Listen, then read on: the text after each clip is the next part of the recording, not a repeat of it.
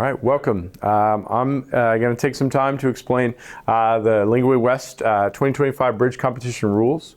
And there are several things that you're going to need to do to make yourself eligible to compete. One of which is definitely reviewing the rules.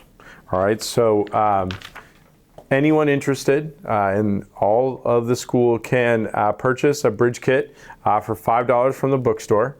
All right, and the kit includes a couple things. All right, the most important are the blueprint and rules, and making yourself familiar with the rules is going to ensure that you can produce a bridge that would qualify, perhaps get you extra credit, perhaps let you move on from Lingway West to compete at a regional competition for bridge building.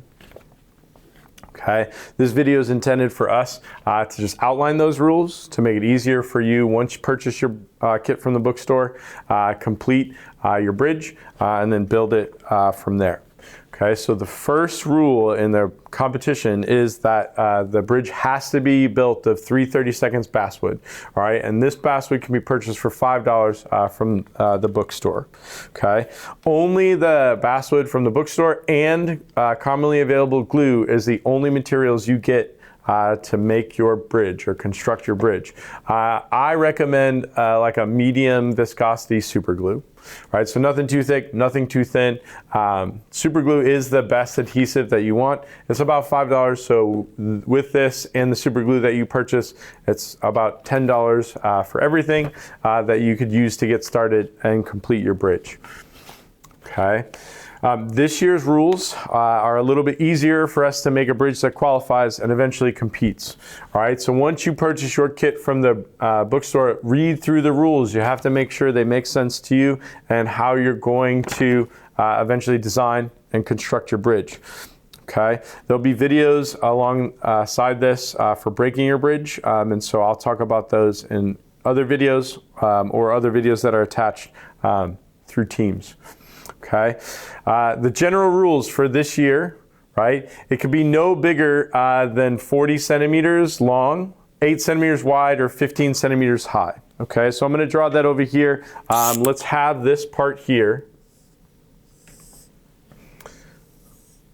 Okay, and I'll show you why I have this tiny little foot here in a second.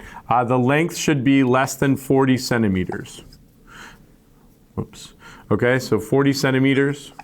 And the height should be no higher than 15 centimeters.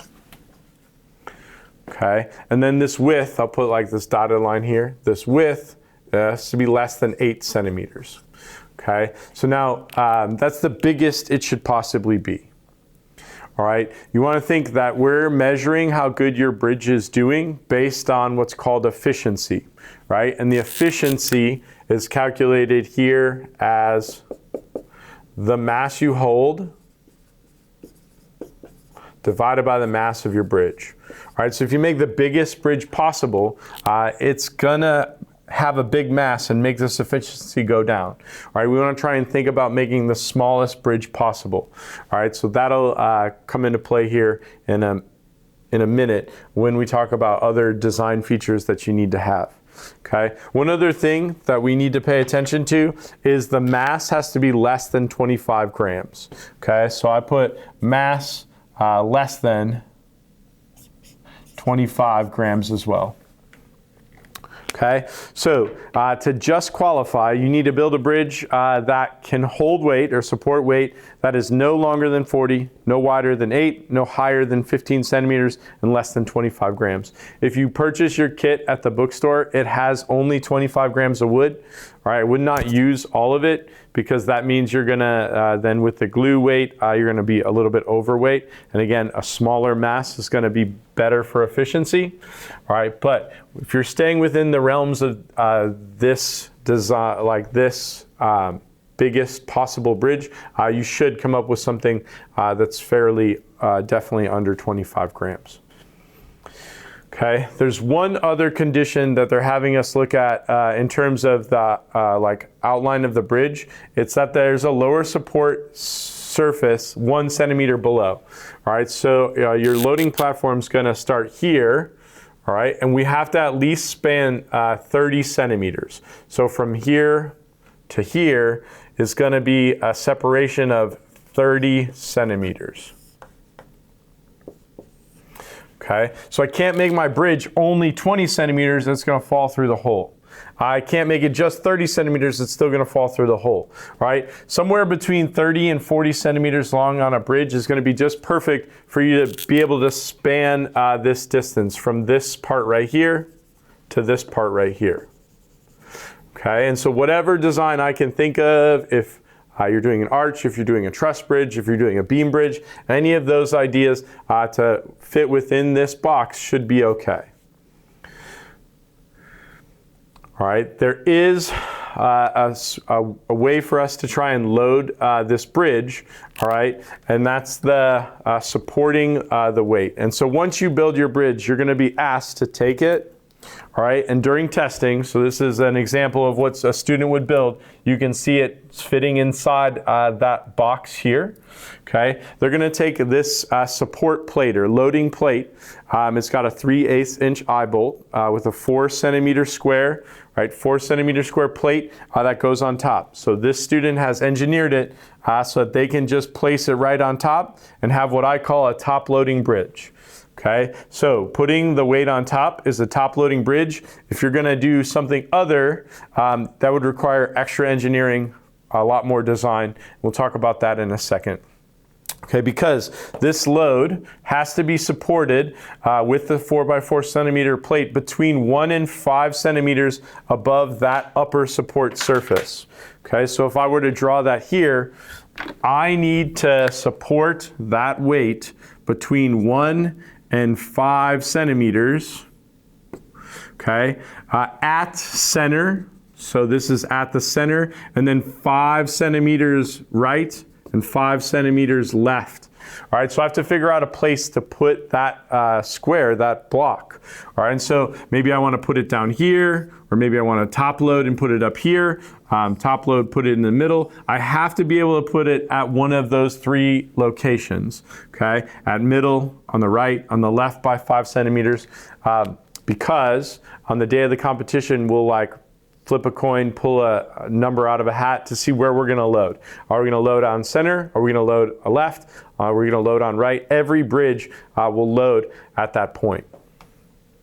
Okay, so I know this seems like a lot, right? We have to figure out after we get the kit how long, how high, how much wide to make it. All right, what are we going to do about this foot here? And then is top loading, bottom loading. Where should we choose that loading surface to be?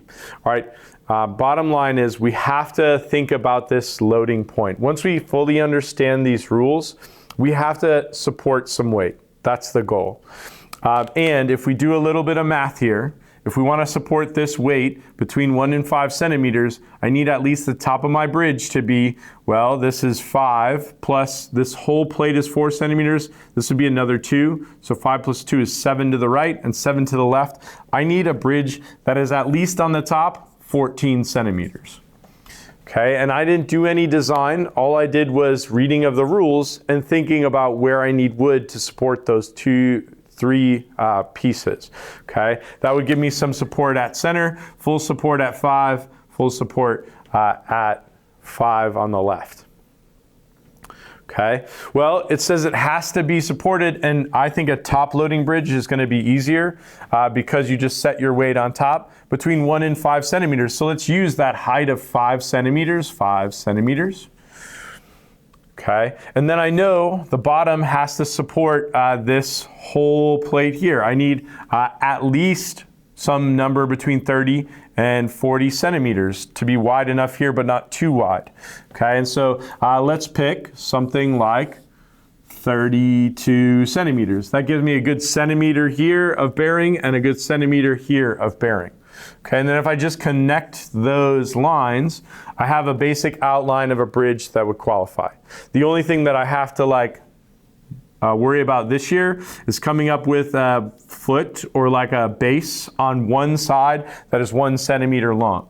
Well, if I just ignore it for my initial design, at the end it's easy for me to make a little platform or something that is just 1 centimeter by whatever width you'd like.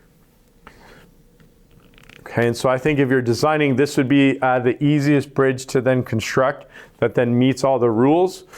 Being that it's a top loading, we can just set them on top and then go from there. Your goal would be to make two sides of this, right? So the front side, the back side, and then you would attach them together.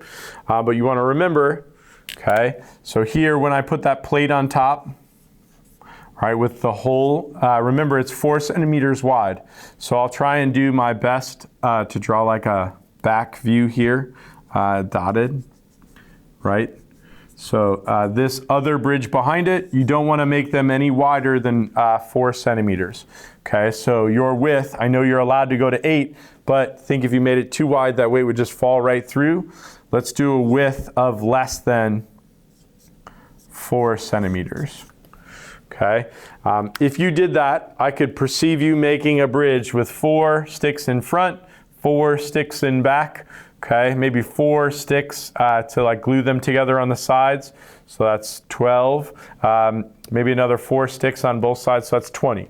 All right, making and cutting 20 separate sticks in this fashion will get you a bridge that qualifies. Now, the difficulty comes within, all right, is that gonna hold a lot of mass? Probably not, right? In other videos, other materials that we've included here, it's going to help us know how to increase the mass held and decrease the mass of your bridge for construction. Hopefully that helps for this year's 2025 Link-Way West Bridge rules. If you have any questions, contact me, Mr. Lotus, or anyone in the science department can point you in my direction. Thanks.